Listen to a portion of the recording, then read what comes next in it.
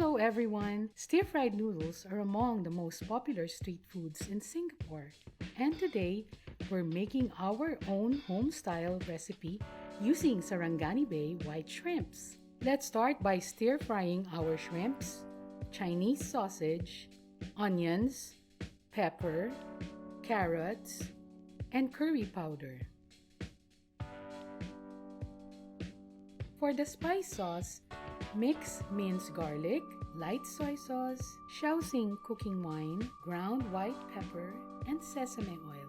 Stir well and set aside. Pour in our spice sauce, add the remaining curry powder and fish sauce. Now we stir fry our bee hoon noodles until well heated through. We can now add in our shrimps and vegetables. And here's our Singaporean stir-fried bee hoon with shrimps. Enjoy!